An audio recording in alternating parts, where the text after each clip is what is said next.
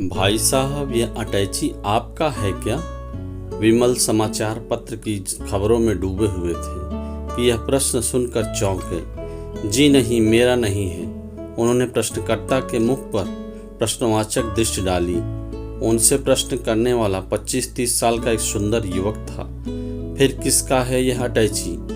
युवक पुनः चीखा था। इस बार उसके साथ कुछ और स्वर जुड़ गए थे। किसका है यह पूछ कर क्यों पूरी ट्रेन को सिर पर उठा रखा है? जिसका है वह खुद ले जाएगा। विमल बोला, अजी किसी को ले जाना होता तो इसे यहाँ छोड़ता ही क्यों? यह अटैची सरलता से हमारा पीछा नहीं छोड़ने वाला। यह तो हम सबको लेकर जाएगा। ऊपरी वाली सीट से घबराहट पूर्ण स्वर बोलकर एक महिला नीचे कूदी थी। किसका है? चिल्लाने से कोई लाभ नहीं है। उठाकर इसे बाहर फेंको, नहीं तो हम सबको ऊपर पहुंचा देगा। बदहवास स्वर में बोलकर महिला सीट के नीचे से अपना अटैची खींचा और डब्बे के द्वार की ओर लपकी थी। कहाँ जा रही हैं आप? स्टेशन आने में अभी तो देर है। विमल महिला के सूटकेस से अपना पैर बचाते हुए बोले थे। मैं दूसरे डब्बे में जा रही हूँ, इस लावारिस अटैची से दूर। महिला सूटकेस सहित वातानुकूलित डब्बे से बाहर निकल गई थी। लावारिस अटैची? यह बात एक हल्की सरसराहट के साथ सारे डब्बे में फैल गई थी। यात्रियों में हलचल सी मच गई। सभी उस डब्बे से निकलने का प्रयत्न करने लगे। आप क्या समझती हैं, आप दूसरे डब्बे में जाकर सुरक्षित हो जाएंगी? वही तो मैं कह रहा हूँ, यहाँ से भागने से क्या होगा? इस अटैची का कुछ करो। मुझे तो इसमें से टक टक का स्वर भी सुनाई दे रहा है। पता नहीं क्या होने वाला है। यहाँ तो किसी भी क्षण विस्फोट हो सकता है। एक आदमी अभी भी गहरी नींद में सो रहा था। व्यक्ति अचानक उठ खड़ा हुआ। करना क्या है? इस अटैची को उठाकर बाहर फेंक दो, कोई बोला था। आप ही की कर दीजिए इस शुभ काम को, विमल ने आग्रह किया था। क्या कहने आपकी चतुराई के, केवल आपको ही अपनी जान प्यारी है।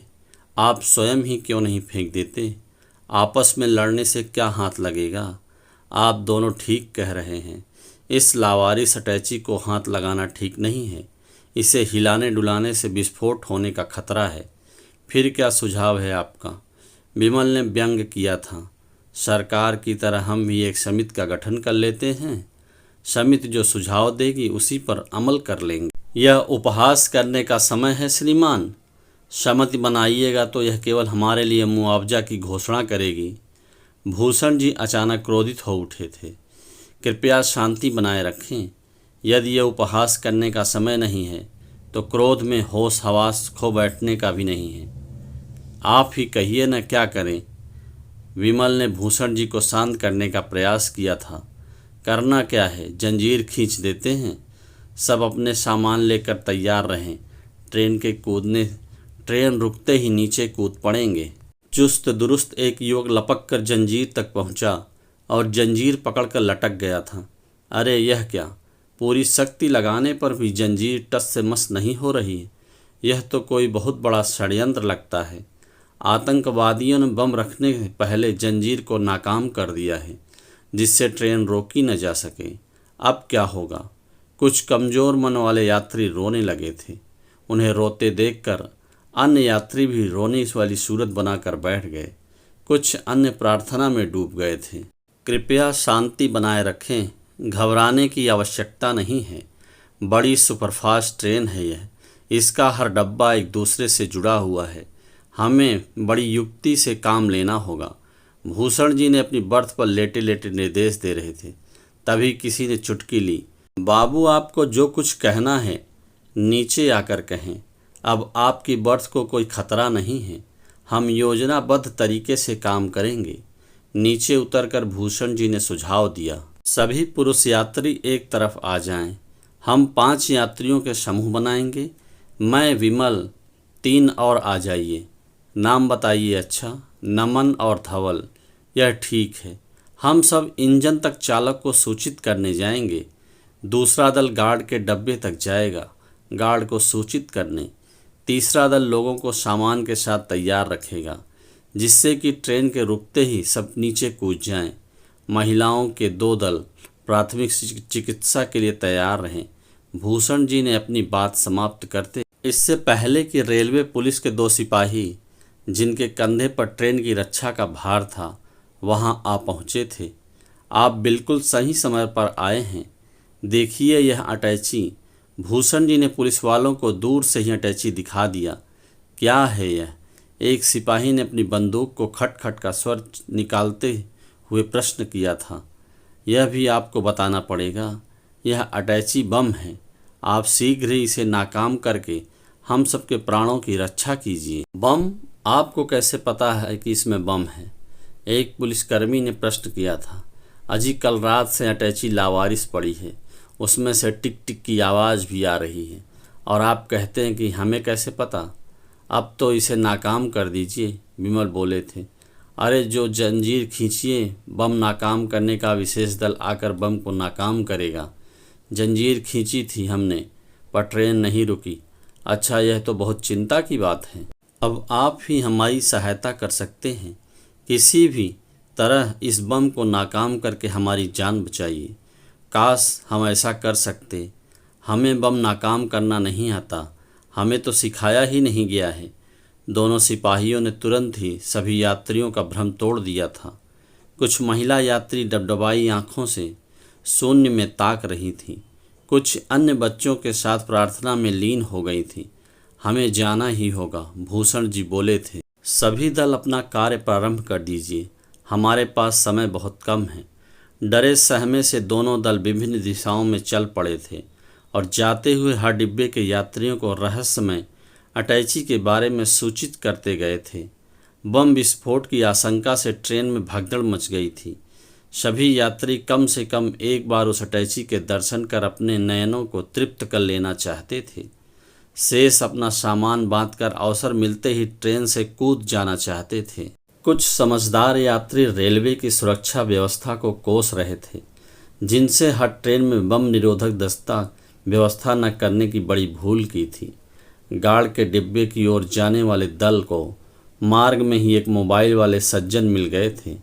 उन्होंने चटपट अपने जीवन का मंडराते खतरे की सूचना अपने परिवार को दे दी थी और परिवार ने तुरंत ही अगले स्टेशन के स्टेशन मास्टर को सूचित कर दिया था। फिर क्या, केवल ट्रेन पर ही नहीं पूरे रेलवे विभाग में हड़कंप मच गया। ट्रेन जब तक वहां रुकी, बम डिस्पोजल स्क्वाड, एम्बुलेंस आदि सभी सुविधाएं उपस्थित थी। ट्रेन रुकने से पहले ही लोगों ने अपना सामान बाहर फेंकना प्रारंभ कर दिया था और अधिकतर ट्रेन यात्री ट्रेन से कूदकर अपने हाथ पांव तुड़वा बैठे थे। गार्ड के डिब्बे की ओर जाने वाले दस्ते का काम बीच में ही छोड़कर विमल जी का दस्ता जब वापस लौटा तो उनकी पत्नी चैन से गहरी नींद में डूबी थी। विमल ने घबराहट में उसे झिझोड़ डाला था। तुमने तो कुंभकर्ण को भी मात कर दिया।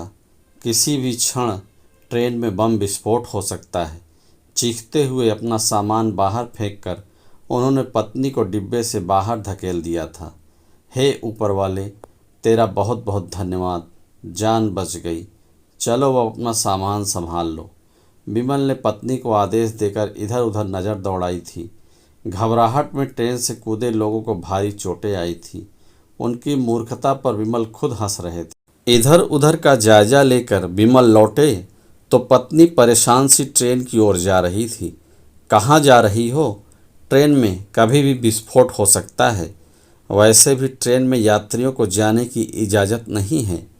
पुलिस ने उसे अपने कब्जे में ले लिया है। सारा सामान उस पर काले अटैची का कहीं पता नहीं है। कौन सी काला अटैची? वही जिसमें मैंने अपने जेवर रखे थे और आपने कहा था कि उसे अपनी निगरानी में संभाल कर रखेंगे। तो क्या वह अटैची हमारा था? विमल सिर पकड़कर बैठ गया। क्या हुआ? क्या होना है? तुम और तुम्हारी नींद। ट्रेन में इतना हंगामा मचा और तुम चैन की नींद सोती रही। मुझे क्या पता था कि आप अपने ही अटैची को नहीं पहचान पाओगे। मेरी तो थकान से आंख लग गई थी, ऊपर से आपने नींद की गोली खिला दी थी। पर आपको जागते हुए भी सो रहे थे। पत्नी रुआसी हो उठी थी। भूल जाओ सब कुछ, अब कुछ नहीं हो सकता है। विमल ने हथियार डाल दिए थे। क्यों नहीं हो सकता? मैं अभी जा कर कहती हूँ कि वह हमारे अटैची है, उसमें मेरे 2 लाख के गहने हैं। चुप रहो, एक शब्द भी मुंह से मत निकालना। अब कुछ कहा तो न जाने कौन सी मुसीबत गले पड़ेगी। पर पत्नी दौड़ कर ट्रेन तक गई थी। भैया वह अटैची? उन्होंने डब्बे के द्वार पर खड़े पुलिसकर्मी से पूछा था। आप क्यों चिंता करती हैं? उसमें रखे बम को नाकाम करने की जिम्मेदारी बम निरोधक दस्ते की है। वे बड़ी सावधानी से उसे ले गए हैं, पुलिसकर्मी ने सूचित किया था। पत्नी बोझिल कदमों से विमल के पास लौट आई थी। ट्रेन के सभी यात्रियों को उनके गंतव्य तक पहुंचाने का प्रबंध किया गया था। विमल और उनकी पत्नी पूरे रास्ते मुंह लटकाए बैठे रहे थे। सभी यात्री आतंकवादियों को कोस रहे थे, पर वे दोनों मौन थे। विस्फोट हुआ अवश्य था, पर ट्रेन में नहीं, विमल और उनकी पत्नी के जीवन में।